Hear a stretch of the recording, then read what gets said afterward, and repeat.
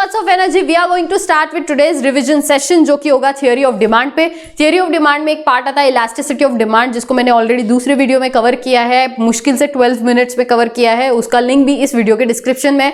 तो हम लोग इलास्टिसिटी ऑफ डिमांड वाला जो पार्ट है वो छोड़ के बाकी पूरा जितना भी ये यूनिट में है वो पूरा कंप्लीट करेंगे। Chapter 2 unit 1 theory of demand and elasticity of demand, जिसमें से थियोरी ऑफ डिमांड पे पहले फोकस करना है। डिमांड का डेफिनेशन पता होना चाहिए कि डिमांड के डेफिनेशन में डिजायर प्लस विलिंगनेस टू पे प्लस एबिलिटी टू पे at a different prices at a given period of time. तो ये होता है, पहले तो आपको डेफिनेशन समझना है। दूसरा इंपॉर्टेंट जिसपे क्वेश्चन आता है that is nothing but quantity demanded is a flow concept, ना कि stock concept. Flow and stock के बीच में डिफरेंस होता है। फ्लो कॉन्सेप्ट यानी कि over the period of time चीजें होती है, उसको एक टाइम डायमेंशन होता है।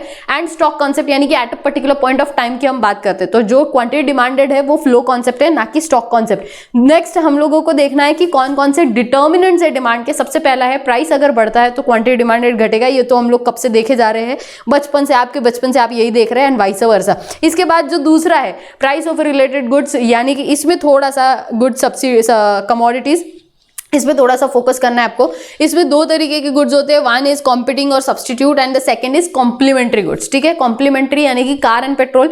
अगर कार का प्राइस बढ़ेगा तो कार का जो डिमांड है वो घटेगा। अगर कार का डिमांड घट रहा है तो पेट्रोल वैसे भी नहीं चाहिए आपको, तो पेट्रोल का भी डिमांड गिरेगा। तो there is a inverse relation. यहाँ पर क्या होता है, यहाँ पर इनवर्स रिलेशन है एंड सब्सटीट्यूटेड गुड्स के केस में पॉजिटिव रिलेशन होगा। क्यों? क्योंकि अगर पेप्सी का प्राइस बढ़ता है तो उसका क्वांटिटी डिमांडेड घटेगा, वही क्या होना है, कोको कोला का जो डिमांड है वो बढ़ेगा। So there is inverse relation between the substituted goods. मतलब यहाँ पर प्राइस एक का होता है लेकिन क्वांटिटी डिमांडेड दूसरे का अफेक्ट होता है। तो ये उसके बाद दूसरा पॉइंट ये हो गया। उसके साथ साथ आगे हम लोग को ये समझना है, यहाँ पर कुछ चीजें थी जो मैंने आपको हाईलाइट भी करवाई थी बहुत अच्छे से। आई होप आप लोगों ने वो करी होगी। उसके बाद आते हैं हम लोग disposable income of a consumer पे। डिस्पोजेबल इनकम, इसमें क्या होता है, यूजुअली नॉर्मल गुड्स के केस में क्या होता है, अगर आपका इनकम बढ़ता है, डिस्पोजेबल इनकम पहले तो मतलब समझो, disposable income is nothing but एक होता है टेक अवे इनकम। मतलब आपकी जो भी सैलरी आती है, जो भी आप घर लेके जा रहे हो पैसा, उसमें आप जब टैक्सेस पे कर दोगे सारे, उसके बाद जो बचेगा, जो आप डिस्पोज कर सकते हो, जो आप स्पेंड कर सकते हो, उसको बोलते हैं डिस्पोजेबल इनकम।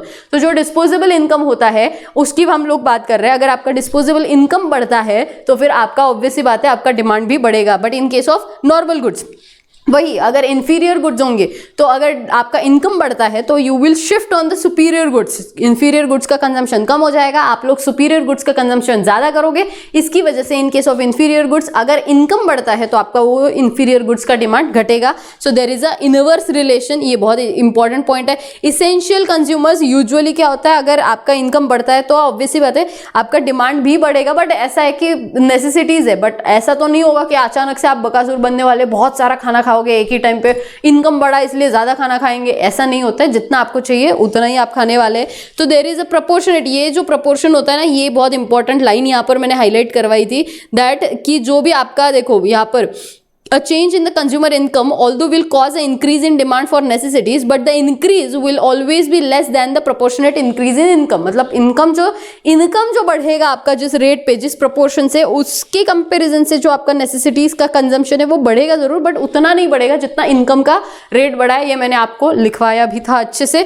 ये इसके लिए मैंने आप लोग को, ये तो बहुत इंपॉर्टेंट पॉइंट पे मैंने बोला भी था आपको, अगर याद होगा तो, this is because the people are becoming rich. ये भी ठीक है, इंपॉर्टेंट पॉइंट ये है। इसमें वो पॉइंट कहा गया है, प्रोपोर्शनेट, आपको याद होगा तो वो पॉइंट नीचे होगा, या तो जहाँ पर हम लोगों ने जो इम्पैक्ट देखा था उसमें है। आप लोग को बहुत अच्छे से बहुत टाइम लेके मैंने कॉन्सेप्ट सिखाया था, average propensity to consume, marginal propensity to consume, to save, average का, मार्जिनल का, फिर उसका इम्पैक्ट कैसे होता है, बहुत सारी चीज़ें समझाई थी। और उस टाइम पे हमने देखा था कि रिच का जो एवरेज प्रोपेंसिटी टू कंज्यूम होता है वो इतना नहीं होता जितना पुअर लोगों का होता है, और उसका लॉजिक भी समझाया था। वो पॉइंट आगे जाके आएगा, तब आप लोग हाईलाइट करके रख देना।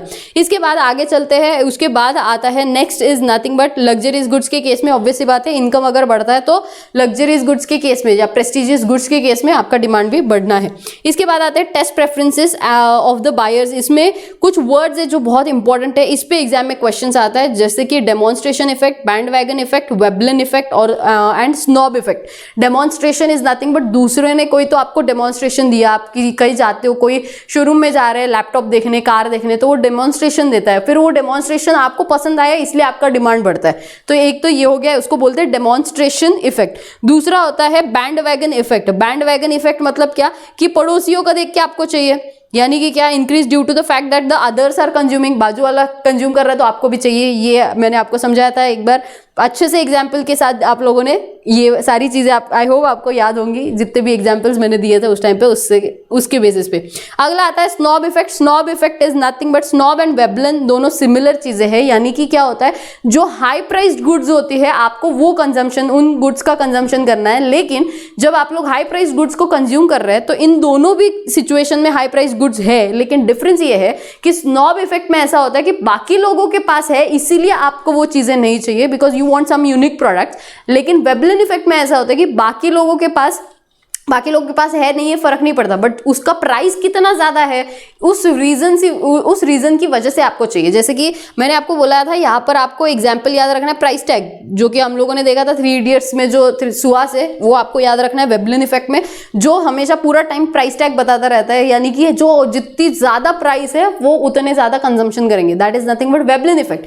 एंड यहाँ पर स्नॉब इफेक्ट में क्या होता है, आपको यूनिक चीजें जिनकी प्राइस यूजुअली हाई होती है वैसी यूनिक चीजों को कंजम्पशन करना है, बिकॉज आपको उस क्राउड का हिस्सा नहीं बनना जो लोग नॉर्मली जो सब लोग लेके बैठे हैं, इसीलिए ये कॉमन हर्ड का पार्ट ना बनने के लिए है और यहाँ पर यूनिक चीजों के लिए। तो इसीलिए यहाँ पर एक लाइन मैंने हाईलाइट करवाया था आपको, Veblen effect is that farmer function and is of the consumption, मतलब स्नॉब जो है वो कंजम्पशन इफेक्ट है एंड वेबलिन इफेक्ट जो है वो फंक्शन ऑफ प्राइस है। ये लाइन मैंने हाईलाइट करवाया था आप लोगों से, I hope you guys remember. तो इस तरीके से आपको याद होगा demonstration, bandwagon, Veblen and snob effect, ये 4 चीजें हम लोगों ने देखी थी।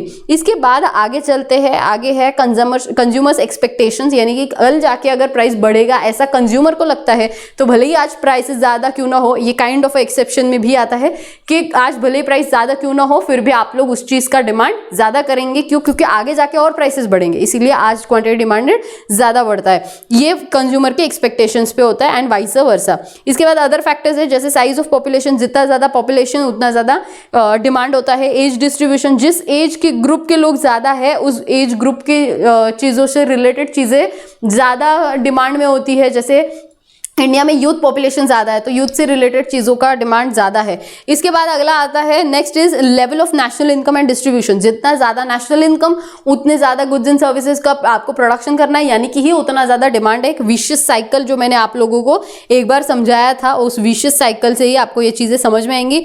यस, यहाँ पर वो लाइन है, propensity to consume for the country is very less, relatively less, because the propensity to consume for a rich is less than that of the poor. उसके बाद आगे जो पॉइंट है, इसका लॉजिक मैंने समझाया था आपको बहुत अच्छे से कि रिच लोगों का क्या हो जाता है, एवरेज प्रोपेंसिटी टू कंज्यूम के फॉर्मूला के साथ, कि उनका इनकम ऑलरेडी इतना ज्यादा है तो वो कंजम्पशन पे इतना ही स्पेंड कर रहे हैं। अब पुअर लोगों का ऑलरेडी इनकम ही इतना है तो वो कंजम्पशन पे उतना स्पेंड कर ही देंगे ना, तो इसीलिए रिच लोगों का जो कंजम्पशन होता है, मतलब जो उनका प्रोपेंसिटी टू कंज्यूम होता है वो कम होता है as compare to poor people. इसके बाद आगे चलते हैं, credit facility and interest rate. Consumer credit facility and interest rate is nothing but क्या होता है, जहां पर यहाँ पर जितना ज्यादा credit facility is nothing but loan, जितना ज्यादा लोन आपको इकोनॉमी में अवेलेबल है, इंटरेस्ट रेट आपके फेवरेबल है तो उतना ज्यादा डिमांड होगा, अगर नहीं है तो वाइस वर्सा।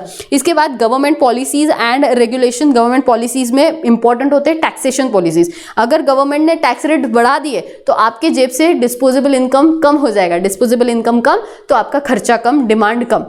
तो ये लॉजिक है। अगर सब्सिडी दी है तो अगर सब्सिडी दी है तो मे बी आपको जो गुड्स मिलने वाले हैं उनका प्राइस कम होगा, प्राइस कम तो क्वांटिटी ज्यादा होता है। तो इट डिपेंड्स कि गवर्नमेंट ने क्या पॉलिसी बनाई है टैक्सेशन की, उनके गवर्नमेंट के एक्सपेंडिचर की, सब्सिडीज की, उसके बेसिस पे आप लोगों के जो उस बेसिस पे इकोनॉमी का जो क्वांटिटी डिमांडेड होता है वो अफेक्ट करेगा। इसके बाद लॉ ऑफ डिमांड का एक फंक्शन होता है, यानी कि क्या, क्वांटिटी जो होता है डिमांड का वो डिपेंड करता है बहुत सारे फैक्टर्स पे। So this is dependent on these many independent variables. इसके बाद आगे लॉ ऑफ डिमांड दिया हुआ है, इसमें मैंने आपको समझाया था, ये अल्फ्रेड मार्शल ने एक तो दिया है, and other things being equal, जिसे आप लोग बहुत इग्नोर करते हैं बट एक्चुअल में ये चार शब्द बहुत इंपॉर्टेंट होते हैं। अदर थिंग्स बीइंग इक्वल, अगर प्राइस बढ़ता है तो फिर क्वांटिटी डिमांडेड घटेगा, इस तरीके से आपको लॉ बताया हुआ है। सेट्रिस पैरिबस इंपॉर्टेंट वर्ड है, सेट्रिस पैरिबस का मतलब is nothing but other things being equal. इसके बाद आगे डिमांड शेड्यूल दिया है, दो तरीके के डिमांड शेड्यूल, एक इंडिविजुअल होता है, दूसरा मार्केट होता है। इंडिविजुअल इज नथिंग बट एक पर्टिकुलर कमोडिटी का एक इंडिविजुअल डिफरेंट प्राइसेस पे क्या क्वांटिटी डिमांडेड करता है, ठीक है। एंड यहाँ पर एक इंडिविजुअल, बहुत सारे इंडिविजुअल्स यहाँ पर दिए हुए हैं, उन्होंने डिफरेंट प्राइसेस पे डिफरेंट क्वांटिटी डिमांड करेंगे। तो इनका जो कर्व होगा वो कैसे होगा, डाउनवर्ड स्लोपिंग होता है हमेशा। क्यों? क्योंकि प्राइस ज्यादा तो क्वांटिटी डिमांडेड ज्यादा। So there is a inverse relation, downward sloping demand curve always. उसके बाद हम लोगों ने देखा था market demand. Market demand schedule में बहुत सारे जो कंज्यूमर्स होते हैं उनका एक पर्टिकुलर गुड्स पे एट अ पर्टिकुलर प्राइसेस पे क्या डिमांड है, उन दोनों का जो एडिशन होता है that is nothing but your market demand. Aggregate जो हम लोग बोलते हैं that is nothing but market demand. इनका डेफिनेशन बस याद रखना, ज्यादा कुछ एग्जाम में नहीं आता है। इसका again slope will be downward sloping demand curve होगा हमेशा। इसका जो इक्वेशन होता है that is nothing but a minus BP, B stands for slope of the line. इसके बाद नेक्स्ट आते हैं रैशनल्स ऑफ द लॉ, यानी कि ये जो लॉ ऑफ डिमांड एग्जिस्ट करता है, क्यों, रीजंस क्या है इसके पीछे के। तो सबसे पहला है प्राइस फॉल, प्राइस इफेक्ट में substitution, as usual substitution effect जो है वो, and income effect. Substitution effect दिया है हिक्स एंड एलन ने, इसको हाईलाइट करके रखना, हिक्स एंड एलन ने दिया था सब्सटीट्यूशन इफेक्ट। सब्सटीट्यूशन इफेक्ट में ये बोला है कि अगर ऑब्वियस सी बात है यहाँ पर क्या होगा, अगर सब्सटीट्यूटेड गुड्स ने अपना प्राइस बढ़ाया तो पेप्सी एंड कोक का एग्जाम्पल, डायरेक्ट रिलेशन तो यहाँ पर क्या होगा, डायरेक्ट रिलेशन की वजह से पॉजिटिव है। बट ये तीन चीजें होना जरूरी है सब्सटीट्यूट के लिए। सबसे पहला, the good should be a closer substitutes. Second, जो आप स्विच करने वाले हो सब्सटीट्यूटेड गुड्स पे उसका जो कॉस्ट है वो कम है। तीसरा, lower inconvenience while switching to the substituted goods, मतलब कॉस्ट भी कम है प्लस आपको भी ज्यादा तकलीफ नहीं होती है जब आप स्विच करते हो। तो ये तीनों चीजें होंगी तभी जाके सब्सटीट्यूशन इफेक्ट बहुत ज्यादा स्ट्रांग होगा। इसके बाद आते हैं इनकम इफेक्ट पे। इनकम इफेक्ट सेम जो आप लोगों ने डिटर्मिनेंट्स में देखा था वही सारी चीजें वापस रिपीट की है। इसके बाद यूटिलिटी वाला जो चैप्टर है पूरा अगला यूनिट है, तो ऑब्वियसली बात है जितना diminishing marginal utility is the base for the law of demand. तो जैसे जैसे आप लोगों का कोई गुड्स का कंजम्पशन आप ज्यादा से ज्यादा करते हो तो आपको यूटिलिटी कम मिलती है। So you start declining the consumption of that particular commodity, that is nothing but जिसकी वजह से एक वन ऑफ द रीजन है लॉ ऑफ डिमांड आता है। इसके बाद अराइवल ऑफ न्यू कंज्यूमर्स, यानी कि क्या रहे, जितने ज्यादा कंज्यूमर्स उतना आपका ज्यादा डिमांड होगा। लेकिन ये ध्यान रखना अगर ऐसा होता है the number of consumers of the commodity, मतलब जैसे ही राइजेस होंगे नंबर ऑफ कंज्यूमर्स वैसे ही प्राइसेस कम हो जाएंगे। क्यों? क्योंकि जैसे जैसे लोग डिमांड करने के लिए ज्यादा, मतलब इसमें अदर थिंग्स बीइंग इक्वल नहीं देख सकते, इसमें बहुत सारे फैक्टर्स भी आप लोग क्लब कर सकते हो कि जैसे फॉर एग्जांपल सबसे पहले तो जो लोग प्राइसेस कम होते हैं, देखो ज्यादा से ज्यादा arrival of new consumers when the price of the commodity falls, तो जो लोग अफोर्ड नहीं कर पा रहे थे पहले तो वो लोग अफोर्ड कर रहे हैं। इसकी वजह से क्या हो जाता है, इसकी वजह से ही ज्यादा लोग आते हैं। तो इसका main base is nothing but price of the commodity. तो प्राइस घटने की वजह से जो लोग अफोर्ड नहीं कर पा रहे थे वो आए, जिसकी वजह से क्वांटिटी डिमांडेड बढ़ा। देन उसके कॉन्सिक्वेंसेस अलग रहेंगे आगे जाके, वो ठीक है। और उसके बाद आते हैं डिफरेंट यूजेस पे। जितना ज्यादा डिफरेंट मल्टीपल यूजेस होते हैं उन सारे कमोडिटीज अलग होती है एज कम्पेयर टू जिन कमोडिटीज का यूज जो होता है वो लिमिटेड होता है। तो इसकी वजह से लॉ ऑफ डिमांड अट्रैक्ट होगा। उसके बाद आते हैं एक्सेप्शंस पे। Exception is nothing but law of demand apply नहीं होता है, मतलब प्राइस बढ़ रहा है फिर भी क्वांटिटी डिमांडेड बढ़ रहा है। जिसमें सबसे पहला है conspicuous. Conspicuous goods is nothing but luxurious goods. जितना ज्यादा प्राइस उनको चाहिए, शो ऑफ करना है लोगों को, शो ऑफ करने के लिए चाहिए ज्यादा प्राइस यानी कि ही ज्यादा क्वांटिटी डिमांडेड, उसको बोला जाता है कॉन्स्पिक्यूअस गुड्स। इसी को हम लोग वेबलिन इफेक्ट या प्रेस्टीज गुड्स इफेक्ट भी बोलते हैं। ये आप लोग ध्यान में रखना कि Veblen effect, prestigious goods effect and conspicuous effect, सारे कॉन्स्पिक्यूअस कंजम्पशन का इफेक्ट, ये सारी चीजें एक ही है। जितना ज्यादा एक्सपेंसिव उतना ज्यादा उनको लगता है बहुत भारी क्वालिटी के होंगे, बहुत यूटिलिटी रखता है ये सारे गुड्स, एंड उसकी वजह से डिमांड ज्यादा है। दूसरा आता है गिफिन गुड्स। ये सर रॉबर्ट गिफिन जो स्कॉटिश इकोनॉमिस्ट है एंड स्टैटिस्टिशियन है, वेबलिन इफेक्ट जो दिया था वो अमेरिकन इकोनॉमिस्ट ने दिया था। I hope you guys remember, ये स्कॉटिश इकोनॉमिस्ट ने दिया हुआ है। ये भी एग्जाम में पूछते हैं कौन सा स्कॉटिश है, अमेरिकन है, फिर स्टैटिस्टिशियन है, इकोनॉमिस्ट है या नहीं है, ये सारी चीजें, मतलब ये सारी चीजें आप याद रखना। सर रॉबर्ट गिफिन ने दिया हुआ है, इसमें स्पेसिफिकली ये बोला गया था कि ब्रेड का जो कंजम्पशन, ब्रेड थियरी है, इसमें ब्रेड का जो कंजम्पशन है वो ज्यादा हो रहा था even though prices were rising. Giffen goods usually ऐसे होते हैं जो all the Giffen goods are not, देखो यहाँ पर लिखा हुआ है all the Giffen goods are inferior goods but all the inferior goods are not Giffen goods, because Giffen goods kind of a food articles होते हैं जिनका क्वालिटी लो होता है, इंफीरियर क्वालिटी होता है। तो उसके बाद आगे चलते conspicuous necessities similar to conspicuous goods का consumption. Conspicuous necessities is nothing but एक तो वो चीजें आपके लिए इतना जरूरी है कि भले उसका प्राइसेस क्यों ना बढ़े, उसका क्वांटिटी डिमांडेड बढ़ना है। उसके बाद आते हैं फ्यूचर एक्सपेक्टेशन, ऑलरेडी एक्सप्लेन कर दिया मैंने फ्यूचर एक्सपेक्टेशन को। उसके बाद इनकम्प्लीट एंड इरेशनल बिहेवियर, मैंने आपकी क्लास में ही दिखाया था कि कैसे इरेशनल बिहेवियर है आप लोगों का। वाई? बिकॉज आप लोग के पास पूरा इन्फॉर्मेशन नहीं है कोई पर्टिकुलर चीज बाय करने से पहले। तो ये प्रैक्टिकली आप लोगों ने खुद ने देखा हुआ है कि लोगों को अवेयरनेस, मतलब प्राइसेस के बारे में नॉलेज ही नहीं है, जिसकी वजह से भले ही प्राइस ज्यादा क्यों ना हो, क्वांटिटी डिमांडेड ज्यादा होता है। डिमांड फॉर नेसेसिटीज, चाहे जो हो जाए आपको लेना ही है, वो चीजें चाहिए है, जैसे मेडिसिन आपको खानी है तो खानी है, जिसकी वजह से डिमांड उसके लिए है। उसके बाद आते हैं स्पेक्युलेटिव गुड्स। स्पेक्युलेटिव गुड्स के केस में ऐसा होता है, स्पेक्युलेटिव गुड्स के केस में ऐसा होता है कि आगे जाके अगर प्राइसेस बढ़ेंगे ऐसा लगता है तो आज आप भले ही प्राइस ज़्यादा हो आज आप डिमांड करोगे। तो ये कुछ क्या हो गए, ये सारी चीज़ें क्या हो गई, ये हो गए जो डिमांड है उसके सारे एक्सेप्शंस। अब चलते हैं हम लोग आगे, expansion and contraction of demand. Expansion contraction मैंने आपको बहुत सीधे से और बहुत ही आसान लैंग्वेज में समझाया था कि this is nothing but expansion and contraction, यानी कि आप एक ही डिमांड कर्व पे आगे ऊपर नीचे जा रहे हो, that is nothing but expansion and contraction.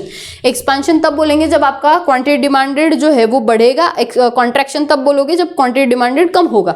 दूसरा आता है increase and decrease in demand. इसमें क्या होता है ना, इंक्रीज एंड डिक्रीज में आपका पूरा का पूरा जो डिमांड कर्व होता है ना वो शिफ्ट होता है, या तो इस साइड पे शिफ्ट होगा यानी कि इंक्रीज हो जाएगा, या तो इस side. But in this situation price हमेशा कांस्टेंट रहता है। तो बिकॉज ऑफ प्राइस अगर कोई भी आपके मूवमेंट होते हैं डिमांड कर्व पे, उसको बोलते हैं एक्सपांशन और contraction.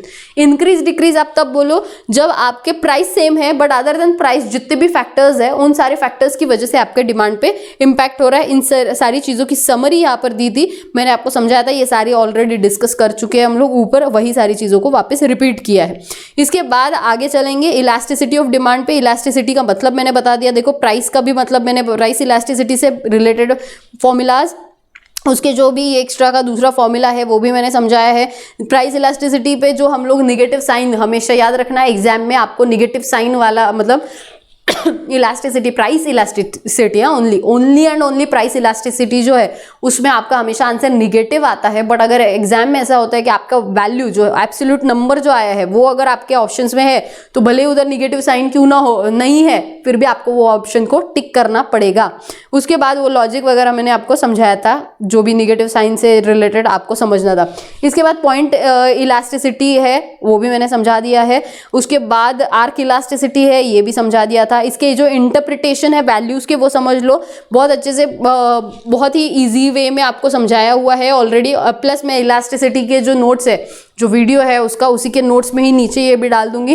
In elastic is nothing but क्या होता है ना, इन इलास्टिक तब हम लोग बोलते हैं जब आप लोग मतलब डिमांड की तरफ ऐसा फर्क ही नहीं पड़ता आपको कि डिमांड मतलब प्राइस का क्या हो रहा है, आपको इररिस्पेक्टिव ऑफ प्राइस आप क्वांटिटी डिमांडेड करते रहोगे, वो इन इलास्टिक होता है। जब ऐसा होता है कि प्राइस जो है आपका वो प्राइस आपका कांस्टेंट है लेकिन क्वांटिटी डिमांडेड चेंज होता है, वो परफेक्टली इलास्टिक होता है, जो यूजुअली इमेजिनरी सिचुएशंस है। उसके बाद आते हैं यूनिटरी में आपका जो चेंज प्राइस का एंड क्वांटिटी का सेम होता है।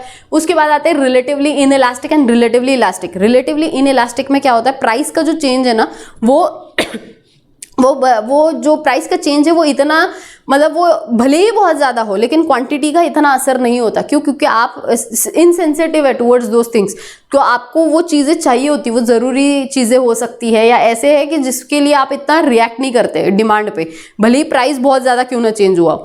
तो वैसी चीज़ों को आप इनइलास्टिक बोलते हो, relatively inelastic. And relatively elastic वो गुड्स होते हैं जिसमें आप इमीडिएटली प्राइस में थोड़ा सा चेंज क्यों ना हो जाए, इमीडिएटली आप बहुत रिएक्ट करते हो क्वांटिटी पे। जैसे ही सेल आ जाती है किसी बड़े इलेक्ट्रॉनिक चीज़ों पे, इमीडिएटली लोग बाय करना स्टार्ट करते हैं, तो थोड़ा सा ही प्राइस का चेंज होता है बट क्वांटिटी पे बहुत ज़्यादा इम्पैक्ट है। That is nothing but relatively elastic. तो ये वैल्यूज आपको पता है, जब 0 होता है, 1 होते हैं, लेस देन 1, ग्रेटर देन 1।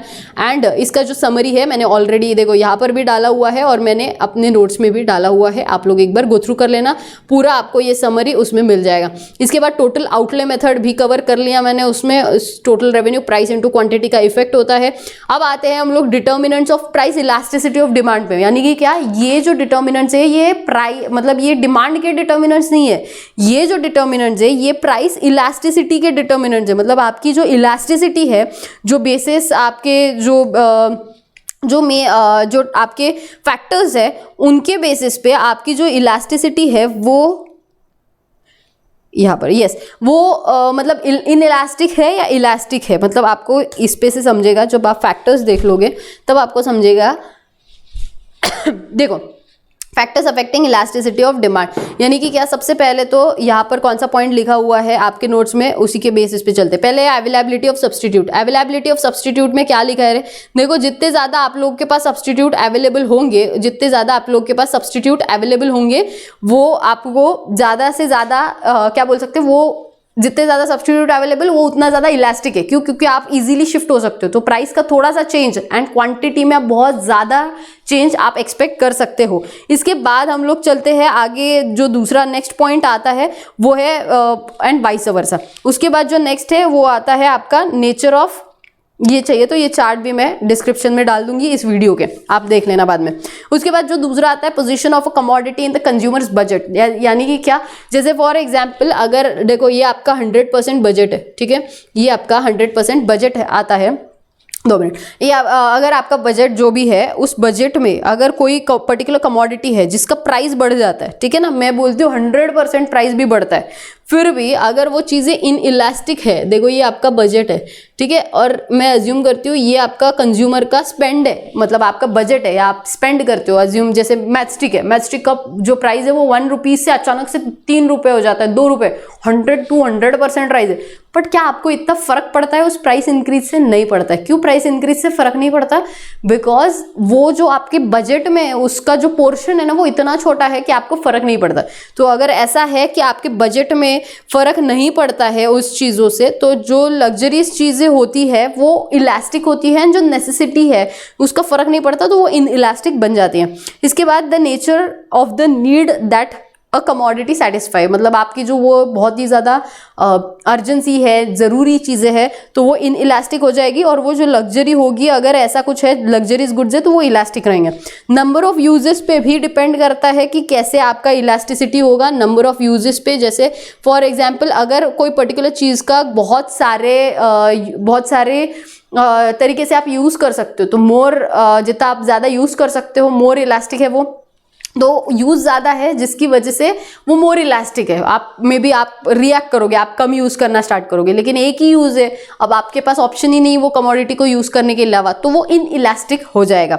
उसके बाद टाइम पीरियड शॉर्ट रन है, ऑब्वियसली बात है, शॉर्ट रन है तो इन इलास्टिक है, लॉन्ग रन है तो इलास्टिक है। इसके बाद क्योंकि इमीडिएटली डिमांड पे असर नहीं होता शॉर्ट रन में, इसीलिए। उसके बाद कंज्यूमर हैबिचुअल, अगर आप हैबिचुअल है किसी पर्टिकुलर चीज़ से, इन इलास्टिक डिमांड होगा, अगर आप हैबिचुअल नहीं है तो इलास्टिक डिमांड होगा।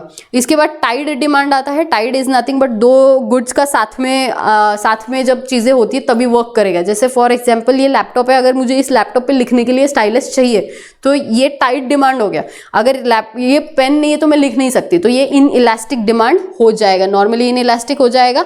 एंड तो इसीलिए टाइट डिमांड्स की केस में इन इलास्टिक होता है। प्राइस रेंज के बेसिस पे डिसाइड होता है। मिडिल रेंज वाले जो होते हैं वो इलास्टिक, जो बहुत लो या बहुत हाई होते हैं वो इन इलास्टिक होते हैं, क्योंकि बहुत हाई जो होते हैं वो लग्जरीज लोग, लग्जरी जिनके पास जो लग्जरीज गुड्स अफोर्ड कर सकते हैं वो लोग हैं, और बहुत लो मतलब पुअर लोग हैं, तो इसलिए वो इन इलास्टिक हो जाते हैं। इसके बाद इनकम इन इलास्टिसिटी मैंने कवर कर लिया है। इसके बाद क्रॉस इलास्टिसिटी भी मैंने अच्छे से कवर कर लिया है उस 12 मिनट के वीडियो में। इसके कुछ एग्जाम्पल्स है जो एग्जाम में आते हैं, आप लोगों ने सॉल्व करना ज़रूरी है। इसके बाद एडवर्टीजमेंट इलास्टिसिटी एंड जो लास्ट बचा है डिमांड फोरकास्टिंग। तो डिमांड फोरकास्टिंग जो है इसके लिए मैंने एक क्या बोल सकते हैं आप, अगेन नोट्स निकाले हैं। ये एक पूरा इन्फॉर्मेशनल चीज़ है, आप एक बार गो थ्रू कर लेना। बस मैं एक थोड़ा सा इसका ब्रीफ दे देती हूँ। जैसे टाइप्स ऑफ फोरकास्ट होते हैं, तो इसमें एग्जाम में क्वेश्चन आ सकता है। मैक्रो लेवल पे होता है, इंडस्ट्री एंड फर्म लेवल पे। मैक्रो लेवल पे यानी कि पूरे एनवायरमेंटल लेवल पे आप समझते हो, फोरकास्टिंग करते हो। इंडस्ट्री लेवल पे एक इंडिविजुअल इंडस्ट्री, एक इंडिविजुअल फर्म के बेसिस पे इंडस्ट्री इज नथिंग बट जैसे सीमेंट इंडस्ट्री हो गया तो सारे सीमेंट कंपनीज आएंगे फर्म लेवल पे एंड मैक्रो लेवल, मतलब सारी चीजें कंसिडर करके। तो ये 3 तरीके से आप डिमांड फोरकास्टिंग करते हो। जो डिमांड फोरकास्टिंग होता है वो short term and long term 2 तरीके से होता है। ये शॉर्ट टर्म जो होता है वो usually a span of 6 months और लेस देन अ ईयर होता है, एंड ये लॉन्ग टर्म होता है वो 2 to 5 ईयर्स, 1 to 5 ईयर्स ऐसा आप बोल सकते हो, 2 years to 5 years होता है। ये एग्जाम में आ सकता है। इसके अलावा जो डिफरेंट टाइप्स के गुड्स है, प्रोड्यूसर गुड्स मतलब जो प्रोड्यूसर के पॉइंट ऑफ व्यू से, कंज्यूमर गुड्स मतलब जो हम लोग यूज करते हैं, durable goods, non durable goods, मतलब ये सारी बचपन वाली चीजें हैं। आई होप आप लोगों को ये सारी चीजें आती है, और नहीं भी तो भी मैंने शॉर्ट में जो ये वीडियो के डिस्क्रिप्शन में भी डाला है, इलास्टिसिटी वाला जो वीडियो उसके डिस्क्रिप्शन में भी वो नोट्स डाल के रखे, आप एक बार वो गो थ्रू कर सकते हैं। फैक्टर्स अफेक्टिंग नॉन ड्यूरेबल, हाँ ये ध्यान रखना कि एक एग्जाम में एक एमसीक्यू आ सकता है, factors affecting demand for non durable goods. तो ऑप्शन में आएगा डिस्पोजेबल इनकम, प्राइस, डेमोग्राफी। तो आपको तीनों चीजों को, तीनों ऑल ऑफ द अबव जो डी ऑप्शन होगा उसको सिलेक्ट करना है। Factors affecting demand for the durable goods, again इस पे एज सच क्वेश्चन मैं एक्सपेक्ट नहीं कर रही, इसलिए मैंने नहीं लिया है। मेथड्स जो है उस पे एग्जाम में क्वेश्चंस आ सकते हैं, जैसे कि सबसे पहला मेथड है survey of the buyers intention. मतलब क्या, इसमें बायर के पॉइंट ऑफ व्यू से बायर का इंटेंशन देखा जाएगा, पूरा कंप्लीट एन्यूमरेशन किया जाएगा। मतलब क्या है यहाँ पर देखो, यहाँ पर तो कंप्लीट एन्यूमरेशन मेथड मतलब जितने भी पोटेंशियल बायर है सबका एनालिसिस करोगे। सैंपल सर्वे मतलब क्या, उसमें से सैंपल निकालोगे।